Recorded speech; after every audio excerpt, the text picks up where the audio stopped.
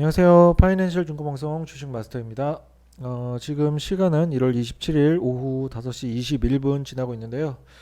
정규장 마감하고 시외 거래 진행 중이죠. 오늘 어려웠던 장 간단히 짚어드리겠습니다. 예상보다 지금 많이 빠지고 있습니다. 보시면 아시겠지만 코스피 2614포인트 무려 3.5%나 하락 마감했어요. 코스닥 같은 경우에도 849포인트 850선 무너졌고 3.73% 과대 낙폭 보이면서 차트를 보시면 더 닿으실 거예요. 지금 얼마큼 시장이 단기에 큰 낙폭을 기록하고 있는지. 코스피의 경우도 그렇고 코스닥도 그렇고 양시장 모두 이제 시장이 휘청이고 있다는 말이 맞는 표현 같아요. 지금만 봐서는. 그 기저에는 보면 일단 금일 외국인들 외국인 투자자 엄청 많이 팔았죠. LG 에너지 솔루션 이제 금일 상장했고 이 관련된 매물 출회됐는데 연기금이 그걸 대부분 많이 받았어요. 1조 2천억 순매수를 보였는데 LG 엔솔이 대부분이었어요. 그러니까 외국인 차익 실현하는 걸 받아주는 꼴이 돼버렸고 이 외에 뭐 시총 상위주나 뭐 고배당주 등 이거를 던지고서 LG 에너지 솔루션을 받아주는 모습을 보이면서 이게 구원투수가 아니라 오히려 지수 하락을 이끌었다고 해도 무방한 것 같아요. 지금 상황만 보면 외국인들 차익 실현한 대부분 LG 에너지 솔루션이었고 원달러 환율을 중요하다고 말씀드렸는데 1,200원 돌파했죠. 이것도 장 전에 짚어드렸는데 1,200원 돌파하면서 수급 여건 여전히 불리해졌고 그리고 지금 미국 시외 지수 보면 아시겠지만 하락세예요. 이 기조가 이어지면 추가적으로 하락이 동반될 수 있을 것 같은데 계속 말씀드리지만 반등 추세를 이끌 모멘텀이 현재로서는 없어요. 근데 반면에 하방 압력 이슈는 여전히 많이 남아 있고 뭐 어떤 걸부터 짚어드려야 될지 모르겠는데 일단 FOMC 회의 내용 결과 발표에 관해서는 제가 말씀드린 1번 시나리오 좀 더 보수적인 그리고 다소 매파적인 파월 연준 의장의 기자회견이 발표가 됐고 뭐 금리 인상 불확실성 해소 뭐 이 부분을 어느 정도 짚어드리면서 단기 반등 가능 구간이라고 제가 이렇게 전망 드렸었는데 엇나갔죠. 왜 그러냐면 금리 인상 시기는 3월로 거의 기정사실화 됐는데 횟수는 어떻게 발언을 했냐면 FOMC 회의 때마다 뭐 금리 인상 가능성을 열어줬어요. 그러니까 어느 정도 횟수는 암시는 해줬어요. 암시는 해줬는데 지금 현 시점에서 시장이 받아들일 때는 여전히 완전히 불확실성이 해소된 상황은 아니고 그러면 이제 금리 인상 이후에 긴축 전환 유동성 흡수는 언제쯤 시작될 것인가 아직도 불확실성 남아 있는 상황이고 추가적으로 이제 지정학적 리스크 러시아와 우크라이나를 둘러싼 지정학적 리스크도 점점 고조되는 분위기이고 짚어드릴게요. 이거 어제 이제 올라간 동영상 보신 분들은 제가 언급드린 거 이제 들으셨겠지만 이게 올해 초 증권사에서 내놓은 코스피 예상 밴드예요. 지금 최저점을 뭐 2,880선, 2,800선 유일하게 대신증권만 2,610선을 제시했어요. 그나마도 틀릴 가능성이 높고 2,900선, 뭐 2,710선 고점은 뭐 3,400선 이 정도로 했는데 어떤 말씀을 드리고자 하냐면 전망은 언제든지 틀릴 수 있다는 거, 배추식이 100% 없다는 거, 그 부분과 이렇게 증권사는 대부분 이제 업을 주식으로 속된 말로 주식으로 밥 먹도 사는 사람들이고 그럼에도 불구하고 이렇게 전망이 한 군데 대신증권 빼고 틀린 이유는 실력이 부족해서라고 생각하진 않아요. 워낙 1월에 돌발 악재도 국내 시장뿐만 아니라 대외적으로도 돌발 악재 전쟁이 그런 리스크가 고조될지 누가 알았겠어요.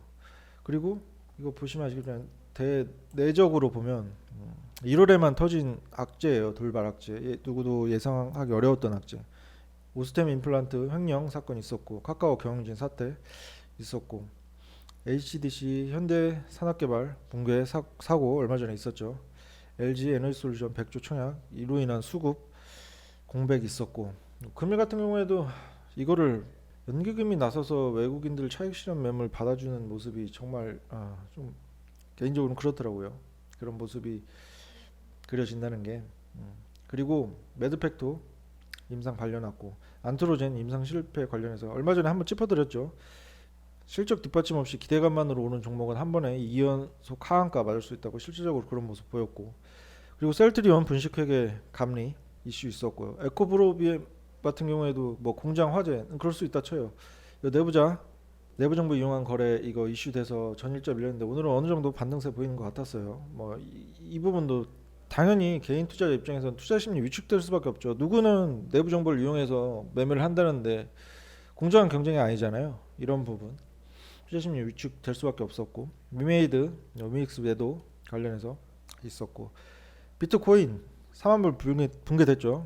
그야말로 위험 자산 중에 위험 자산인데 이것만 보더라도 금리 인상에 따른 안전자산 선호 심리 올라가고 있고, 상대적으로 주식과 이제 코인 같은 경우에는 위험 자산에 속하는데 전반적으로 투자 심리 위축되는 환경이라는 거, 그리고 그로 인해서 비트코인 같은 경우는 4만 불 붕괴돼서 약세 흐름 지속되고 있다는 거, 그리고 얼마 전에 신라젠 상장 폐지 이제 완전히 확정된 건 아니지만 마지막 이제 단계가 남아 있긴 하지만 상장 폐지 관련해서 이슈가 있었고, 코스닥과 나스닥이 어느 정도 동조 현상을 보이는데 나스닥 같은 경우에는 전에 한번 언급드렸지만 무려 50년 만이에요. 50년 만에 1월 기준 최악 수익률 기록할 것이라는 예상 나오고 있어요. 실제적으로 그렇게 될 것 같아요. 지금만 보면 몇 거래 안 남아서. 코스닥은 뭐 말할 필요도 없죠. 지금 차트 보시면 지금 예를 들어서 1034 포인트에서 무려 847포인트까지 단기간에 정말 많이 빠진 상황이에요. 지금 체감상으로 따지면 2020년도 3월 코로나19 팬데믹 시점이랑 체감상으로는 비슷한 것 같아요. 실제적으로 그때도 이제 대응하기도 너무 어렵고 거의 대부분 종목들 반토막 이상 났지만, 그래도 그 이후에 결과로 따지고 보면 각국에서 유동성 풀면서 유동성 힘 불어 넣으면서 주가 부양하는 환경이 조성됐어요. 근데 지금 당장은 그런 외부적인 환경의 도움 기대할 수도 없는 상황이고, 앞서 말씀드렸지만 4분기 실적 모멘텀이 어느 정도 지수 하단을 지지할 수 있을 것이라고 말씀드렸지만, 오늘 뭐 LG전자 실적 역대급 호실적 발표했는데도 불구하고 한 3% 정도 빠졌더라고요. 이는 또 단서를 단 게 이제 뭐 원자재값 인상에 따른 업황 자체, 뭐 마진율, 이익률적인 측면에서는 올해는 더 나아질 여지가 별로 없을 것이다라는 기사와 함께 주가가 오히려 호실적을 발표함에도 그게 피크아웃이잖아요. 그런 우려가 상존해서 주가에 즉각 반영되지 않는 모습이고 오히려 빠졌다는 거, 호실적 발표에도 그런 모습이 대부분 이제 많은 기업들이 그런 모습이 보일 가능성이 커요. 왜냐하면 코로나19로 인해서 유동성 많이 풀고 그런 기저 효과로 인해서 실적이 상승세 보인 기업들이 많았는데 이제 그런 기조가 끝났고 유동성 장도 끝났고 기업 경영하는데 어려운 환경이 펼쳐질 것이라는 전망이 많기 때문에 이 부분 참고하셔야 되고, 내일 전망 지금 의미가 없을 것 같아요. 지금 당장은 보면 아까 처음 이제 동영상 촬영할 때보다는 미 시의 지수가 어느 정도 하락폭을 이제 축소하는 모습인데 금일 미국장 봐야겠죠. 어떻게 마감하는지 중요할 것 같아요. 이제 우리 연휴를 앞두고 설날 연휴를 앞두고 내일 장 이제 잘 마무리를 해야 될 텐데 내일도 역시 대응의 영역이고 전망보다는 내일 펼쳐지는 장에 따라서 잘 대응을 해야 될 것으로 보입니다. 그럼에도 저 같은 경우에는 이거는 눈치 없는 자랑일 수도 있는데 오늘 같은 경우에 지금 상한가가 2,400여 개 종목 중에 3종목이 나왔는데 이 두 종목 바이오 스마트라는 종목과 바이오 리더스 종목 제가 추천드린 종목이에요. 최근은 아니었고 보시면 바이오 스마트 같은 경우에는 12월 20일 6,300원 이하의 추천드린 종목인데 이러한 모멘텀 바탕으로 추천드렸었고 진단키트 관련주로 편입되면서 어느 정도 수혜 예상할 수 있었기 때문에 확진자 폭증세와 함께 상한가 진입하는 모습 보였는데 이 종목 같은 경우는 마이너스 25%까지 빠졌던 종목이에요. 금일 막 이제 상한가를 진입했어도 한 5% 6% 수익 정도밖에 안 되는 상황이었어요. 그럼에도 불구하고 이걸 왜 말씀드리냐면 두 가지적인 측면에서 생각해 볼 수 있는데 이렇게 대세 하락장에도 상한가 치는 종목이 있을 수 있다는 것, 그런 종목을 잘 선별해야 된다는 것과 그리고 1월 20일 날 추천드렸으니까 거의 한 달이 넘었죠. 거래로 따지면 한 20 몇 거래일 될 것 같은데 이러한 기간 투자 없이 분명히 마이너스 25% 손실가가 갔으니까 손절 치신 분들 대부분일 텐데 지금 시장 흐름 목표 수익률 낮추고 기간 투자 어느 정도 더 늘려야 된다고 이렇게 말씀드렸어요. 갖고 엉덩이 무겁게 갖고 계신 분들은 지금부터 이제 수익 구간에서 차익 실현하시면 되는 부분이 된 거고 이미 손절 치신 분은 그런 기회조차 잃으신 거고 이런 부분 두 가지 측면에서 생각해 볼 수 있고 바이오 리더스는 더 오래됐어요. 1월 26일 날 8,600원 이하의 단기 스윙으로 추천드렸었고 그리고 이런 모멘텀은 코로나19 확진자 증가 처음엔 누 변이로 불렸었어요. 오미크론 같은 경우엔 그리고 그 누 변이 출현 시점이었는데 국내 순수 기술 경구용 코로나19 치료제 부각 전망됐었고 기간 조정 가격 조정에 따른 가격 메리트 구간이라고 생각을 했었고 외국인 투자자 매수세 유입됐었고 오늘 기사 보니까 이제 화이자보다 중화작용인가요? 그런 부분에서 더 효능이 있다는 소식에 상한가를 기록했는데 50% 이상 수익률 기록했죠. 50% 이상 수익률 기록했고 이런 대세 하락장에서도 올라가는 종목은 있다는 것과 어느 정도 시장 상황에 맞게 기간 투자 병행하셔야 더 나은 수익률 얻을 수 있고 무조건 뭐 모든 종목을 다 기간 투자하라는 건 아니에요. 옥석 가격이 제가 말씀드렸지만 작년이나 재작년에 비해 옥석 가격이 더 치밀하고 정확하게 해야 되고 싸게 안 보이는 종목은 과감하게 그러니까 손절을 하실 줄도 알아야 하지만 그게 정확하게 이제 분별하는 능력이 모자라기 때문에 뭐 실제로 이렇게 차후에 모멘텀도 살아있고 올라갈 종목을 쳐버린다든가 오히려 쭉 빠질 만한 이제 모멘텀도 없고 실적도 안 좋은 종목 그냥 단순 기대감만으로 있는 종목을 홀딩하고 있다든가 그 엇박자가 지속되면 진짜 깡통 계좌 되는 거 순식간입니다. 이런 시장 대폭락 장에서는 그러니까 그런 부분 유념하시면서 그 과정이 어려우시고 그러면 언제든지 도움 요청하세요. 적어도 잃지 않는 매매 이런 장에서도 대응 잘해서 저희도 손실 구간 간 종목도 꽤 되거든요.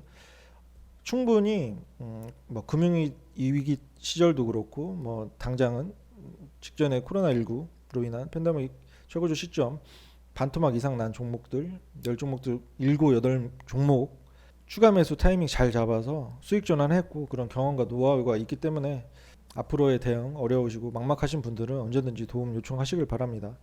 추가적으로 워낙 아까 이게 말씀드린 건데 워낙 많긴 해요. 1월에 터진 돌발 악재 역대급이에요. 제가 생각했을 때는 역대급 돌발 악재가 형성됐고 이 시장 자체가 예상하기 정말 힘든 흐름으로 가고 있는데 그럼에도 불구하고 앞으로 대응 잘하면 한두 달 이내 손실권에 있는 종목들 충분히 수익 전환 가능하게 만들 수 있고 이거 진부한 얘기긴 한데 내리기만 하는 시장 없습니다. 반등 시기 꼭 올 거고 그때 어떤 종목을 포트에 두셨느냐에 따라 어떤 비중으로 두셨느냐에 따라 계좌 컨디션 정말로 달라질 겁니다. 판이하게 그 부분 유념하시면서 내일 장은 내일 흐름에 맞게 잘 대응하시고 언제든지 아래폰으로 문의 주시길 바랍니다. 다음 시간에는 시황이나 뭐 히든 종목 이제 설 연휴라서 이제 휴장이 꽤 길잖아요. 그래서 이제 히든 종목은 아직 안 하고 있는데 충분히 이제 실적 개선세 보이고 저가 메리트 부각되는 종목 포착되어 있습니다. 이 부분도 이제 연휴 지나고 나서 히든 종목으로 이제 오픈해 드릴 건데 다음 시간에는 아무튼 유익한 내용으로 다시 찾아뵙도록 하겠습니다. 너무 이제 스트레스 받지 마시고 시장 흐름에 너무 일희일비하지 마시고 어쩔 수는 없겠지만 지금 당장 냉정하게 얘기해서 기다림 필요한 시장입니다. 인내심 필요한 시장입니다. 이 부분 유념하시고 잘 버텨내시길 바랍니다. 그러면 다음 시간에 또 찾아뵙도록 하겠습니다. 시청해 주셔서 감사합니다.